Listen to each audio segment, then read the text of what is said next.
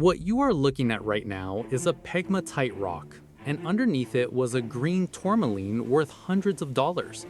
Every rock you find in nature was once part of a larger formation, and most of them are common and worth nothing at all. But in many regions of the world, there are specific rock types that are naturally rich in precious stones, which means that finding one of them could put you very close to the real thing. But before that can happen, something has to do the work of setting those crystals free from inside the rock, whether that is the force of nature over thousands of years or human activity like opening a new road. Have you ever walked past a place like that without realizing what was right there in front of you?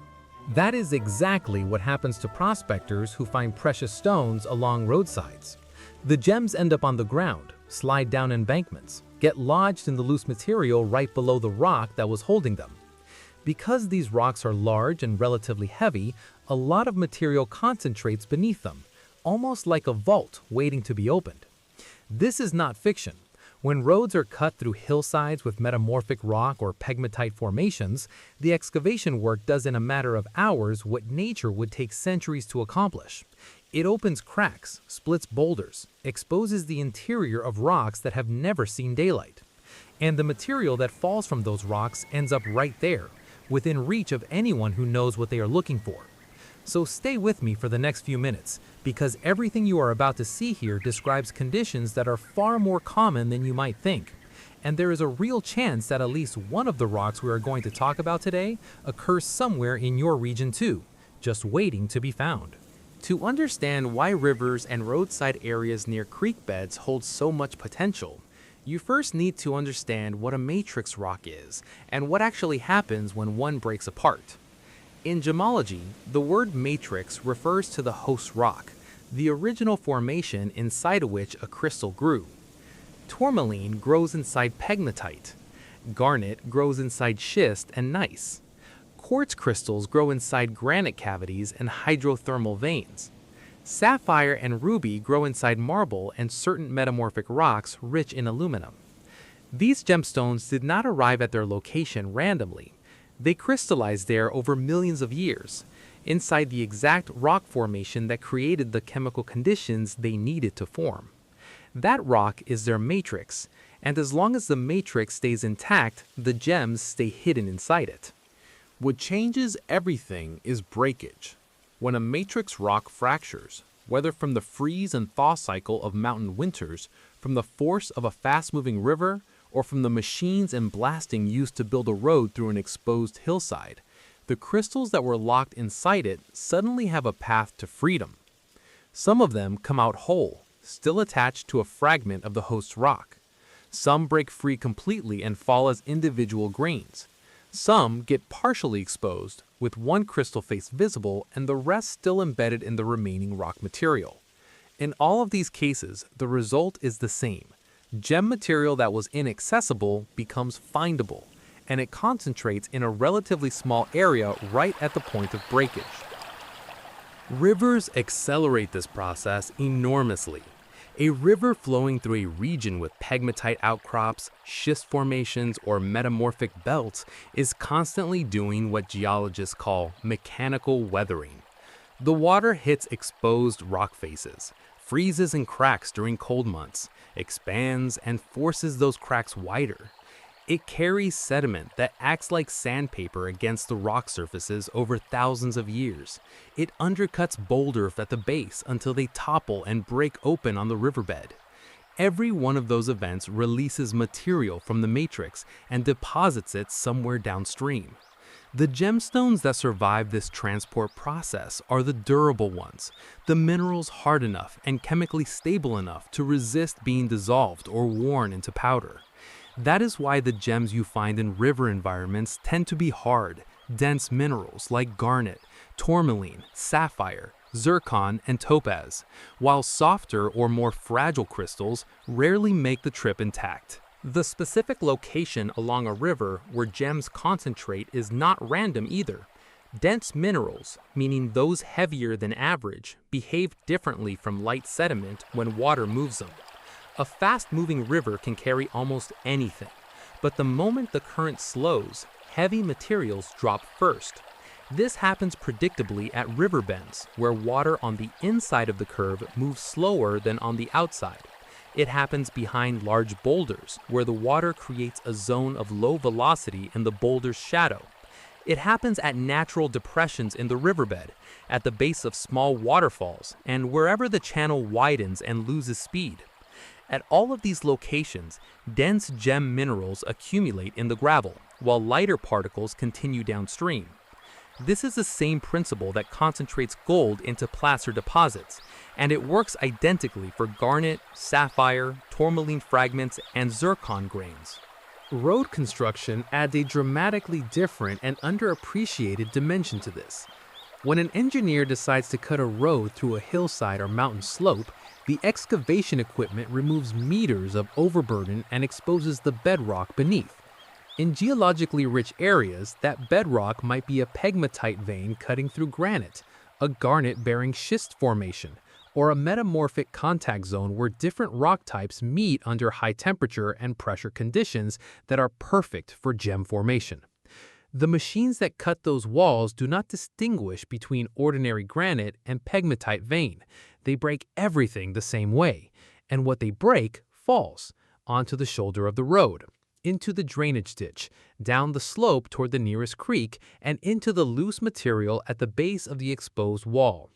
That broken material, lying in plain sight along road cuts near rivers and streams, is what experienced rockhounds call secondary material, and it is consistently one of the most productive environments for finding gem crystals without any specialized equipment or digging.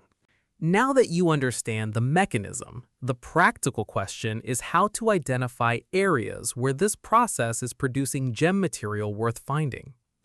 Not every river and not every road cut is equally interesting.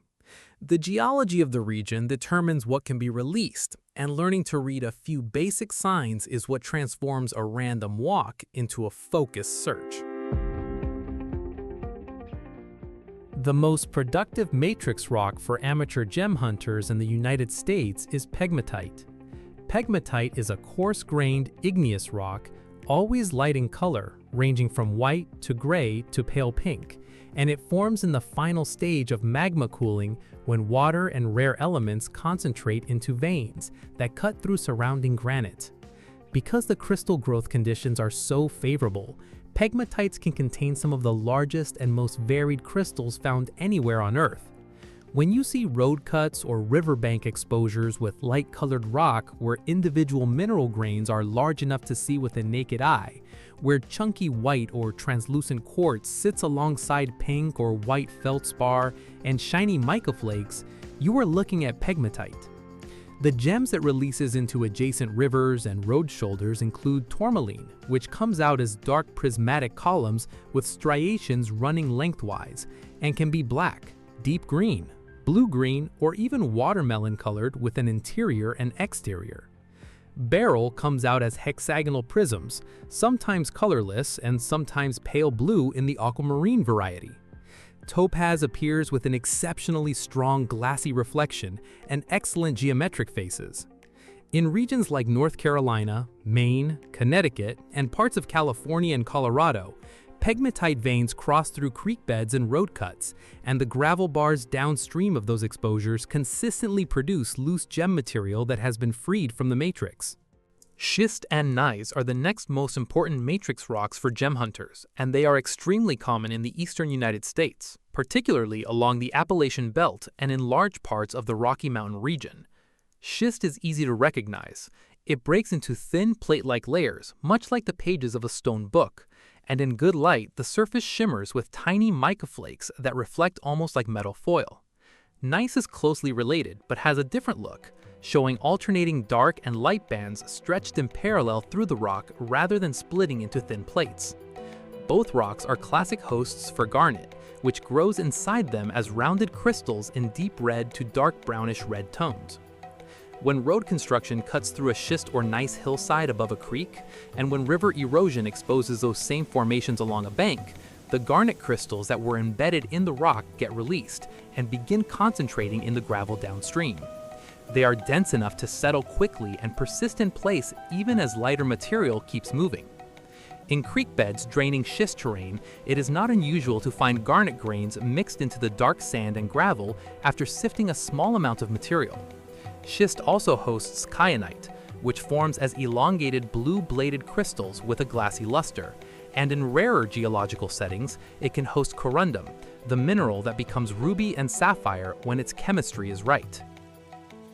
Basalt and rhyolite are the matrix rocks of choice for geode hunters.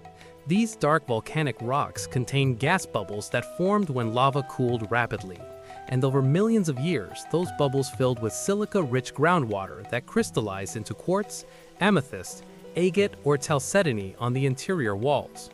The resulting structures are geodes and nodules, and the ones that matter for river and road hunting are the ones that have already been freed from their matrix by natural weathering or by construction activity. A geode still inside basalt looks like nothing from the outside. It is just a rounded lump in a dark rock wall. But once the surrounding basalt breaks away, the geode falls free and can be found in road drainage ditches, on exposed gravel bars, or along creek banks.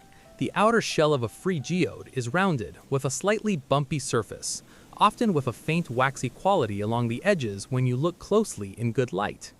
If you pick one up and shake it gently near your ear, you may hear a faint rattle from loose crystals inside.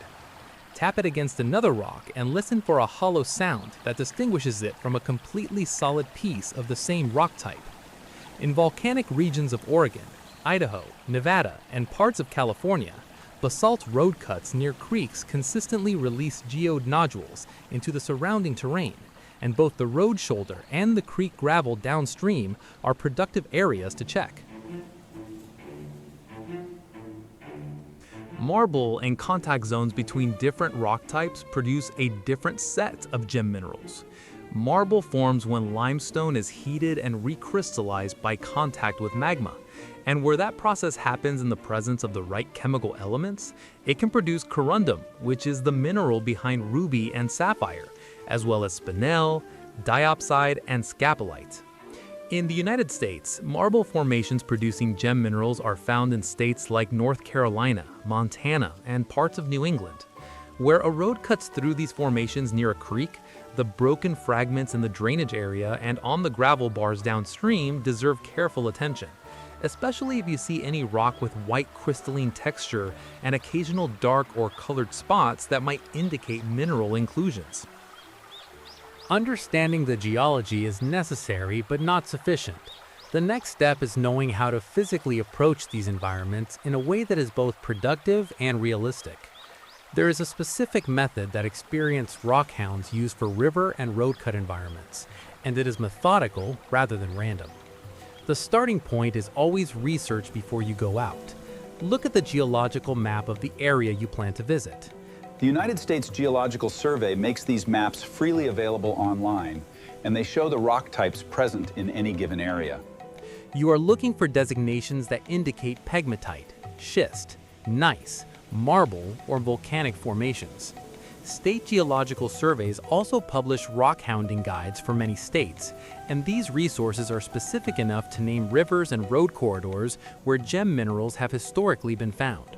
Cross-referencing this information with satellite imagery to identify road cuts on slopes above creek systems gives you a short list of genuinely promising locations before you leave home.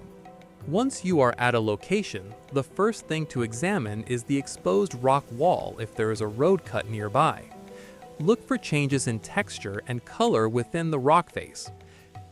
The base of the road cut is the primary search zone. This is where broken matrix material accumulates, protected from being washed away by the road shoulder structure, but still exposed to rain that washes the surface clean. Walk slowly along the base, scanning the material that has fallen. Pick up any light-colored, coarse-grained fragment and examine it for dark prismatic columns, which would indicate tourmalines still attached to pegmatite matrix. Look for small, rounded crystals embedded in platy, shiny rock, which would indicate garnet and schist. The river or creek adjacent to the road cut is the second search zone, and in some ways it is even more productive because the water has already done sorting work that concentrates heavy minerals in specific locations.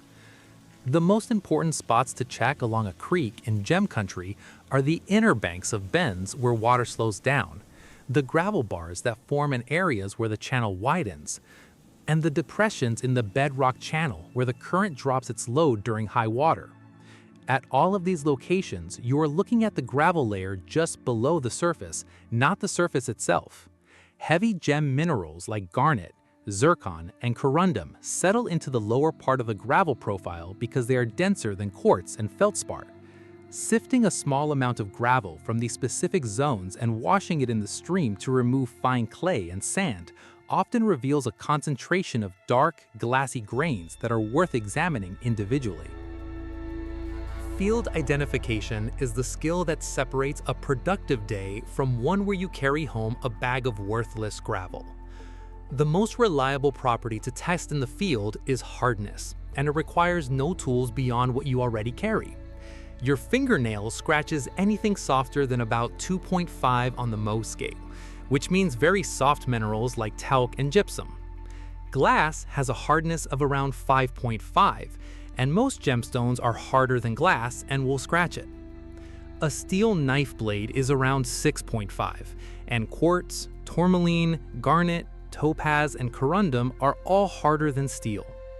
If a crystal you find scratches your knife without leaving powdery residue behind, that is a meaningful sign that you have something in the harder range of minerals.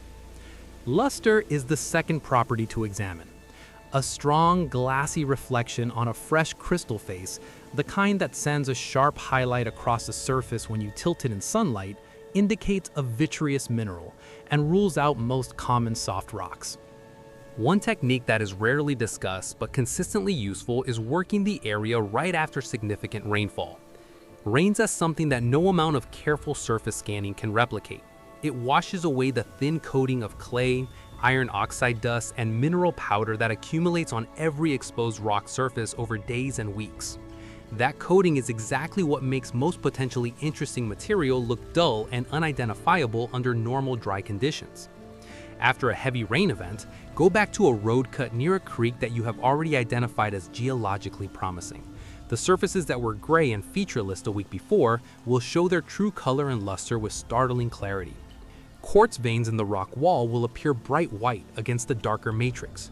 Mica-rich schist will sparkle with intensity. Any free crystal fragments in the gravel at the base of the cut will reflect light more clearly because their surfaces are temporarily clean. This is not a small advantage. Rockhounds who work systematically after rain consistently report significantly better finds than the same areas produced during dry periods. The creek gravel downstream also benefits. Fresh rainfall often mobilizes material from exposed banks upstream and deposits it on the gravel bars, adding new material to locations that may have already been searched.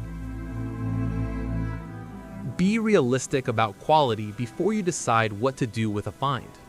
The vast majority of garnet grains found in alluvial creek sediments are too small or too fractured for jewelry use, but they are genuine garnets and have real collector value as mineral specimens.